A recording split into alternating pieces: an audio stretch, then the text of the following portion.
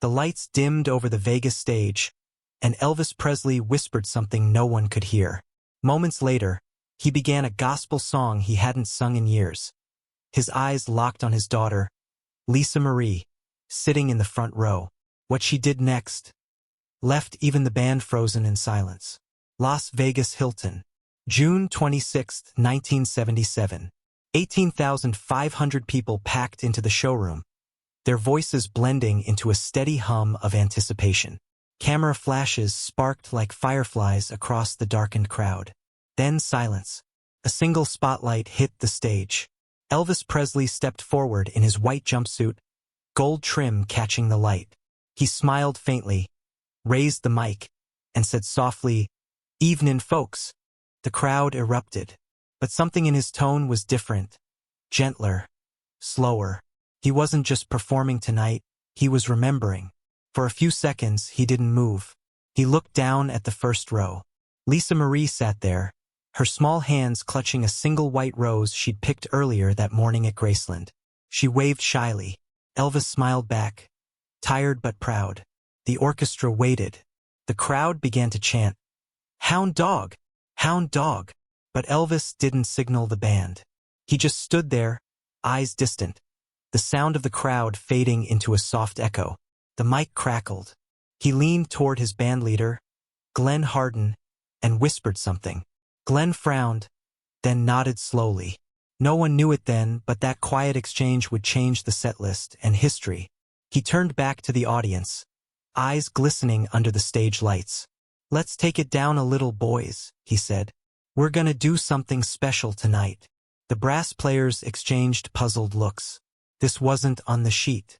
The next number was supposed to be Jailhouse Rock. But the king had made up his mind. The band shifted. The lights dimmed even more. A soft organ note rolled through the speakers, haunting, sacred. The crowd hushed, sensing something rare. Elvis tilted his head back slightly. "Lord," he whispered under his breath. "This one's for her." Then the first words came out, slow, reverent, trembling. "How great thou art!" Gasps rippled through the audience. It was a gospel song. A song he hadn't sung live in over a year. A song his mother had loved. But tonight it wasn't for the crowd. It was for the little girl in the front row. Lisa Marie didn't move. Her eyes shimmered in the stage glow, wide and innocent. The king's voice grew stronger with each line. You could feel the power building, like he was fighting gravity itself. In the back row, a fan named Maria whispered to her husband, "He's singing to her." And she was right. Every note carried a lifetime, of fame, of faith, of a father trying to say what words never could. The crowd fell completely silent, no one daring to breathe. Even the waiters froze mid-step. Halfway through the song, Elvis's voice cracked. For a moment, you could hear only the hum of the amplifiers. Then he steadied himself, eyes locked on Lisa. Her white rose trembled in her hand. She smiled through tears, whispering something no one could hear. The final verse rose and broke like a wave. "How great thou art!" When the last chord faded, the entire room stood, 18,000 people, applauding not a performance, but a moment of truth. Elvis lowered the microphone, his chest rising with deep, uneven breaths. He looked down at his daughter once more. She placed the rose gently on the edge of the stage. He nodded, a silent thank you. Then he turned to leave. The spotlight followed him as he stepped into the shadows behind the curtain. For a split second, before the crowd erupted again, the only sound was the click of the microphone settling in its stand. The king was gone, and no one in that audience realized they had just witnessed his last great act of faith. What do you say when goodbye hides inside a song? And how do you hold a memory when it already feels like a prayer? Elvis didn't have the answer that night, but his eyes said, everything. He paused at the edge of the curtain, whispered something to Glenn, and walked backstage. A faint echo of the organ still lingered in the air. Then silence again, longer, heavier, final. He changed the set list, and in doing so, changed how the world would remember him. Backstage, tension buzzed like static in the air. Charlie Hodge, Elvis's longtime friend and rhythm guitarist, adjusted his strap nervously. "Elvis, you sure about this?" he asked. The king didn't answer right away. He was wiping sweat from his face, his hand trembling just slightly. Then he turned, that old half-smile flickering for a second. "Yeah," he said softly. "For her." Out front, the crowd was restless, chanting, clapping, waiting for the next number. The stage manager gave the cue for Jailhouse Rock, but Glenn Hardin on the piano just stared at Elvis, frozen. Elvis motioned toward the mic. "Take it down, boys," he said. "We're doin' How Great Thou Art." The crew looked at each other. That song wasn't on the set list. It hadn't been rehearsed for months. But no one argued. The curtains parted again. The spotlight found him, standing still as a statue, head bowed. The first note came from the organ, a soft, trembling hum that filled the hall. The audience quieted instantly. The noise fell away, replaced by a sense of reverence. He began to sing again, slower this time, each word like a heartbeat. There was no swagger, no hip shake, just raw, fragile emotion. Even the cameras seemed afraid to move. The king of rock and roll was singing a gospel in Las Vegas, on a night when everyone had come to dance. That contradiction alone froze the audience. And yet, it felt right. From the front row, Lisa Marie sat perfectly still. Her small hands folded over her lap now, her rose gone. Her lips moved with the lyrics. She knew them all. "She's the only one I see," murmured Charlie backstage, watching from behind the curtains. Every eye in that arena followed Elvis's gaze to her. You could almost feel the room breathe with him. He reached the chorus. "Then sings my soul." The brass section swelled. The lights warmed to gold. And in that moment, time seemed to stop. People in the crowd started crying. Not screaming, not cheering, crying. One woman whispered, "He sounds like he's singing goodbye." A short burst of applause broke out before the last verse. But Elvis didn't smile. He simply closed his eyes, swaying slightly, holding the mic like a prayer. There was something deeper happening. Something even he couldn't explain. What makes a man who conquered the world return to the one place he began? Faith. And why, on this night of all nights, did he choose this song? The air grew thick. Then his voice cracked again. Just one note, but it hit like a punch to the chest. He steadied himself instantly, pushing through with every ounce of power left in him. "How great thou art!" Lisa Marie's eyes filled. Her father's voice sounded tired, but eternal. When the final line came, he stretched it out, holding the note longer than he ever had. The orchestra stopped. Only his voice remained. And then, the rose she'd been holding earlier, still damp from her hand, slipped quietly from her lap. It rolled down the aisle and landed just below the edge of the stage. Elvis opened his eyes, saw it, and smiled just barely. He pointed toward it, whispered to Glenn, "That's it. That's all we need tonight." The band ended with a single piano chord. The sound echoed through the Hilton Theater like a closing prayer. The crowd stood as one. 18,000 people applauding, crying, whispering his name. Elvis stepped back from the microphone. No encore, no jokes, just a slow nod, eyes glistening. He looked at Lisa one last time, and the camera flash caught that exact moment. The soft, quiet look of a father who'd said everything without words. As the curtains fell, he turned to Charlie and said, "Let's skip the closer." Charlie blinked. "You mean no? Can't help falling in love?" Elvis just shook his head. She already heard it.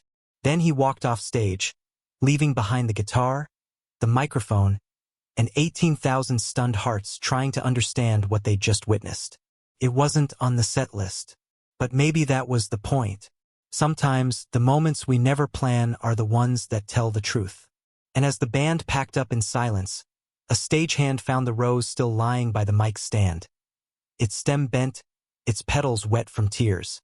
He picked it up, looked at the empty stage and whispered, "I think she left it for him." The applause shook the walls. But behind the curtain, Elvis didn't move. He stood there, his back against the wall, chest rising and falling. Sweat dripped down his temple, glinting in the dim backstage light. Charlie Hodge reached for a towel, but Elvis waved him off. "Wait," he said. His voice was quiet. "Just listen." On the other side of the curtain, 18,000 people were chanting his name. "Elvis! Elvis!" It echoed like thunder. But something inside him had shifted.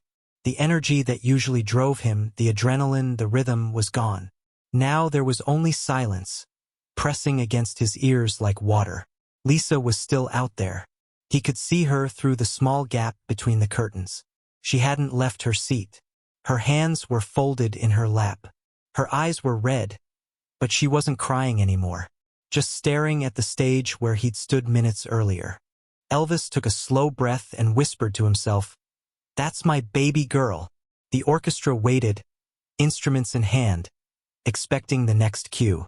But no one came. The stage manager looked panicked. "We still got 2 songs, boss," he said. Elvis didn't respond. He just turned away from the stage, like he couldn't face it again. He walked down the narrow hallway that led to the dressing room, the sound of the crowd fading with each step. The floor creaked beneath his boots. Every light buzzed softly above him. And for the first time in decades, Elvis Presley, the king, looked small, human, fragile. Inside the dressing room, he sat down in front of the mirror. The reflection stared back. Sweat, eyeliner smudged, exhaustion deep in his eyes. He reached for a glass of water but didn't drink. Charlie entered quietly and placed the white towel beside him. "You okay, E?" Elvis didn't answer. He looked at his own reflection and said softly, "She cried." Charlie frowned. "Lisa." He nodded. "She cried, Charlie." During the song, the words broke something in him. He lowered his head, and for a moment he just stayed still, eyes shut, hands clasped together like he was praying. Outside, the crowd started chanting again, louder this time, but he didn't move. The sound wasn't for him anymore. It was for the memory of what just happened. The microphone still stood center stage, untouched, catching the low hum of feedback. The rose Lisa had dropped lay under its shadow, half crushed by his boot when he walked away. A security guard bent down to pick it up, but another whispered, "Leave it there," because somehow everyone could feel it, that something sacred had just happened. Moments later, the applause began to fade. The lights dimmed, and for the first time in all his years in Vegas, Elvis left the crowd waiting in silence.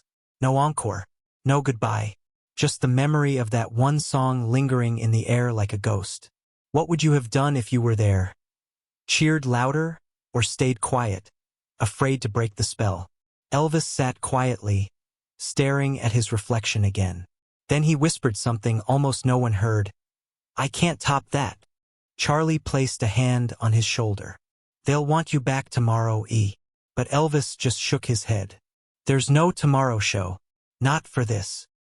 He looked down at the floor where his rhinestone belt lay, unbuckled. His voice dropped to a whisper. "She saw me. That's enough." In the corner, a tape recorder clicked off, the one that captured every concert for his personal archive. The reel stopped spinning with a soft hiss. Later, that same recording would circulate among collectors, labeled The Final Gospel, Hilton 77. It would become one of the rarest bootlegs in rock history. But that night it was just silence. Elvis stood, pulled his cape off, and placed it over the back of the chair. Then he reached into his pocket and pulled out something small, a crumpled note, a lyric sheet. "How great thou art." He smoothed it out carefully, folded it again, and tucked it into his Bible sitting on the table. That same Bible would later be found in Graceland, with the lyrics still inside. He looked up at Charlie one last time and said, "Tell him good night." Then he turned off the lights. Behind the curtain, the stage was dark. The rose lay under the microphone, petals starting to curl under the heat of the spotlight. And just like that, the music stopped. The hallway behind the stage smelled like sweat, smoke, and old velvet. Elvis walked slowly, one hand brushing the wall for balance.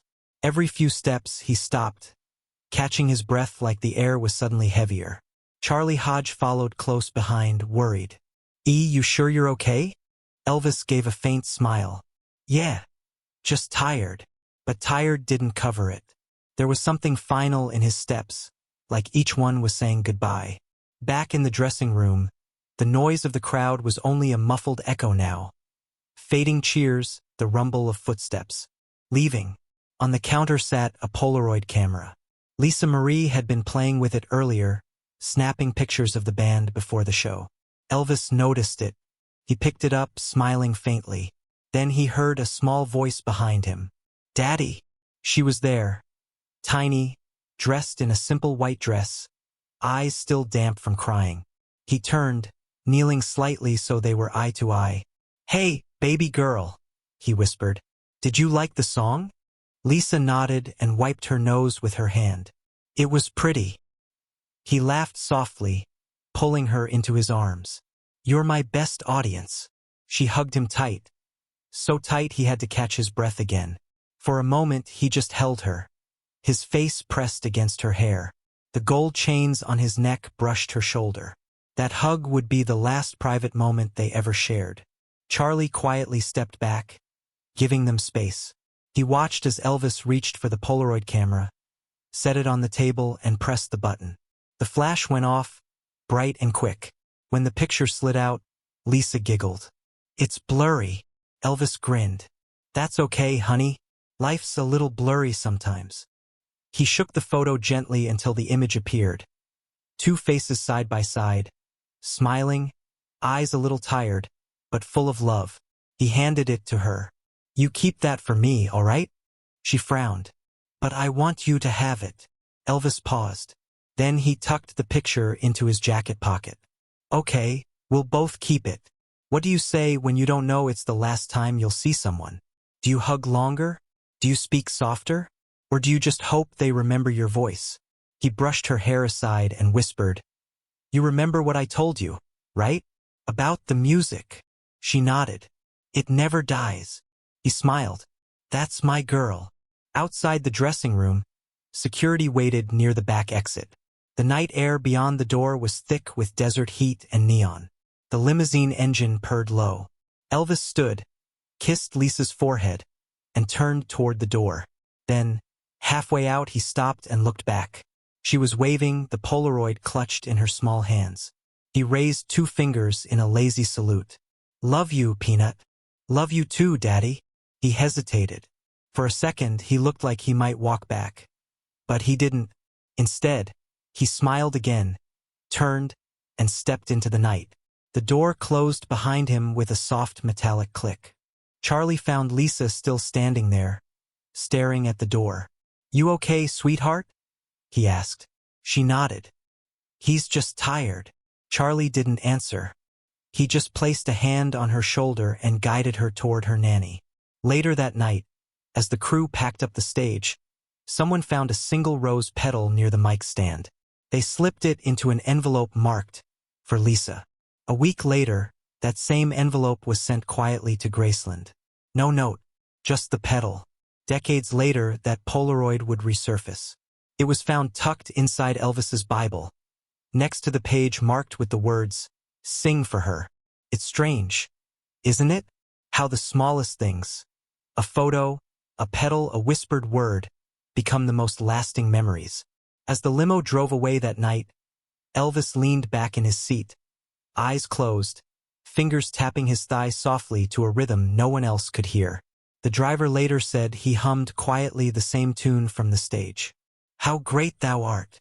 2 months later, the Vegas marquee still flashed Elvis Presley. The King returns, but the stage was empty now.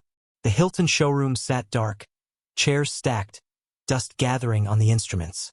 The same piano that had played his final gospel still held a single rose petal between the keys. August 16, 1977. Memphis, Graceland. The news broke like thunder. Radios screamed it, TVs replayed it. Elvis Presley, gone at 42. Outside the mansion gates, fans left flowers, notes, scarves. Inside, the house was still. Every clock tick sounded louder than it should. In the days that followed, Presley's staff began gathering his personal things for safekeeping. Among them, his white stage cape, his sunglasses, and a worn leather Bible. The Bible sat on his bedside table, pages frayed from use.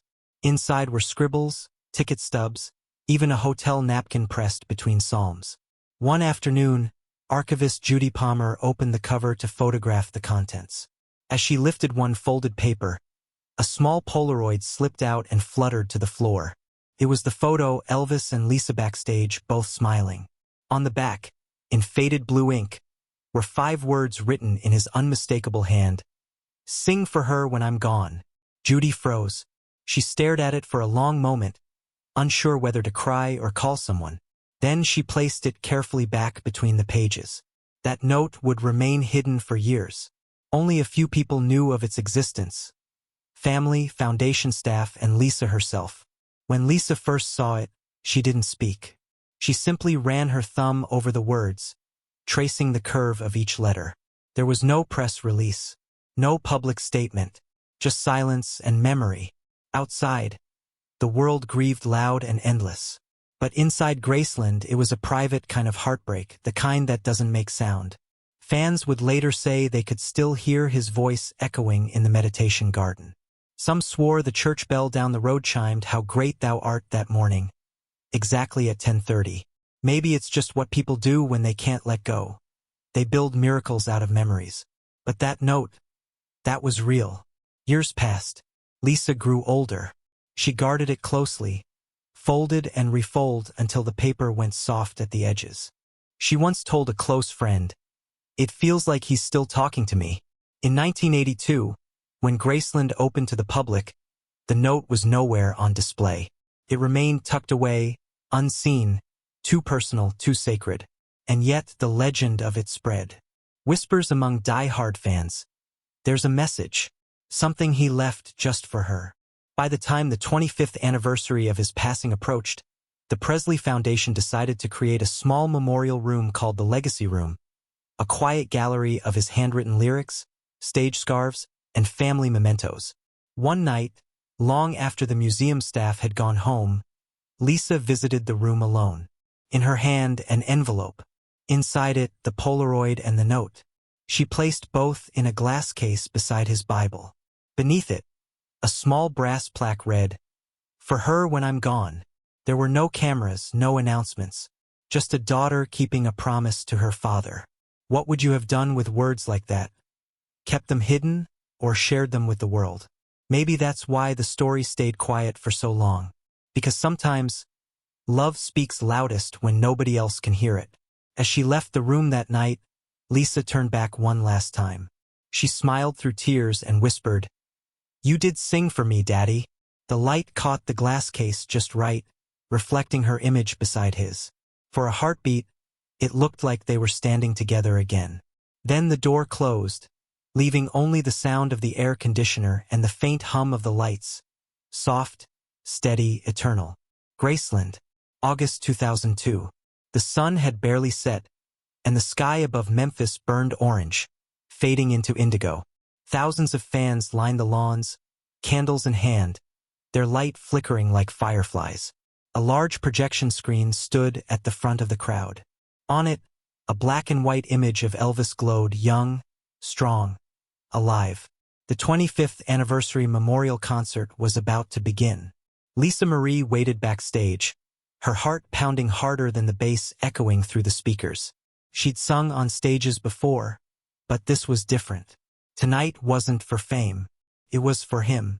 She looked down at the old lyric sheet she'd brought, the same one from her father's Bible. The edges were brittle, the ink faded, but the words still shone clear. "How great thou art." She pressed it against her chest. "Okay, Daddy," she whispered. "Let's sing together one more time." When the announcer called her name, the crowd roared. Lisa stepped into the light. A soft breeze swept across the candle flames, sending a ripple of shimmer through the field. She didn't speak at first. She just looked up at the screen, her father's face frozen mid-song. Then the track began. It was his live recording from Vegas, 1977, the very night he sang to her. The first line echoed through the speakers, "Oh Lord, my God." Lisa raised the microphone, her voice trembling at first, then steady. She sang along with him, note for note. Father and daughter, 25 years apart, in perfect harmony. The crowd fell utterly silent. You could hear sniffles, quiet gasps. Even the cicadas outside seemed to hush. The projection of Elvis swayed in rhythm with her voice. And when the chorus hit, "Then sings my soul," something strange happened. The audio from his old tape synced so perfectly, it sounded alive. People wept openly. Some held up old vinyl sleeves. Others clutched photographs.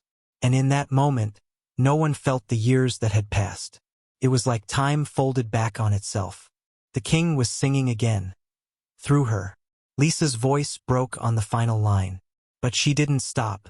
She lifted the lyric sheet toward the lights, her tears catching the glow, and whispered, "This is for you, Daddy." The crowd erupted in applause. An ovation that lasted almost 3 full minutes. Backstage, a sound technician named Paul Rivera recorded the entire performance on reel-to-reel tape. He labeled it "The Song Lives On," and later donated it to the Presley Foundation archives.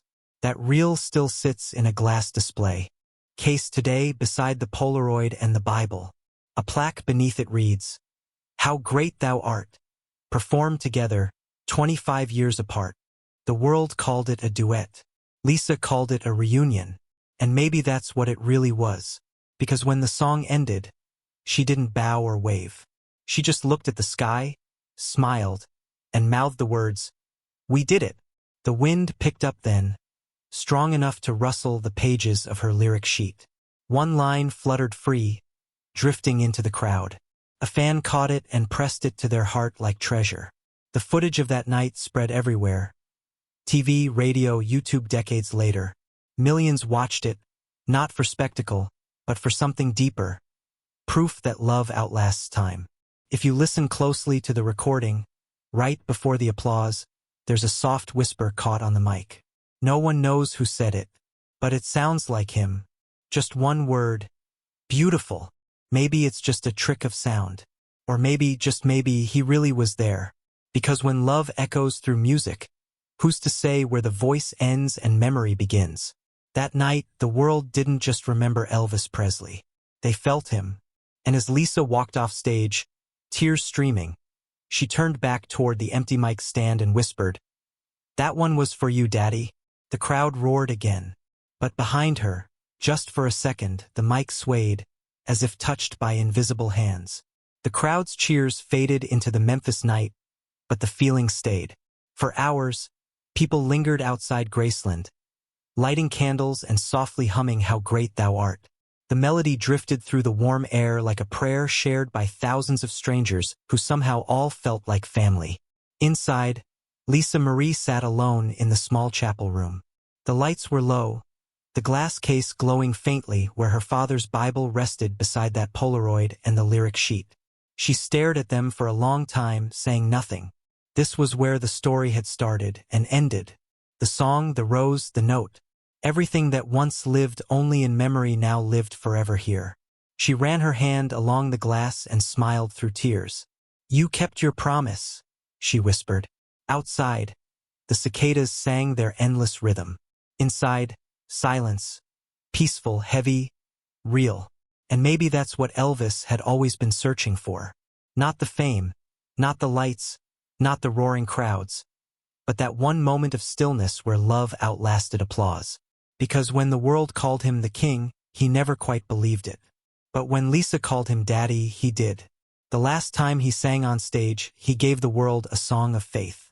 But that night, it was also a song of goodbye, wrapped in melody, hidden in devotion. And decades later, through his daughter's voice, that goodbye turned into a hello again. What makes a legend more than just a name on a record? Maybe it's the people who keep singing long after the music stops. Every note Elvis sang that night carried something deeper than performance. It carried a father's fear of leaving too soon, and a child's need to know she was loved.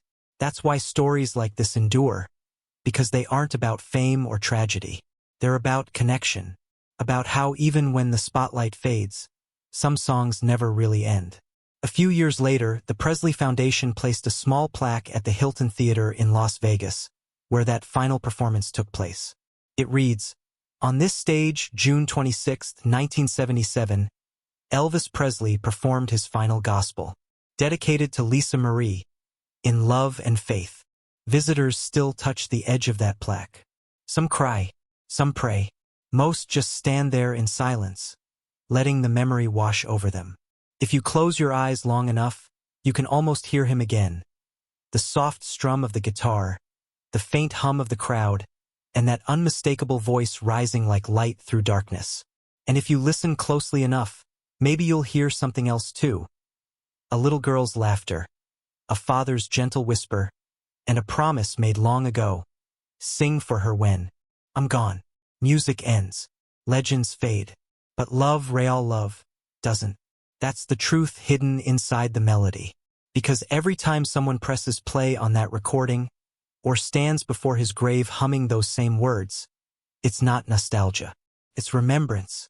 It's a heartbeat echoing through generations. Maybe that's why Lisa never released the note publicly. Some moments belong only to the people who lived them, and yet somehow the world still felt it.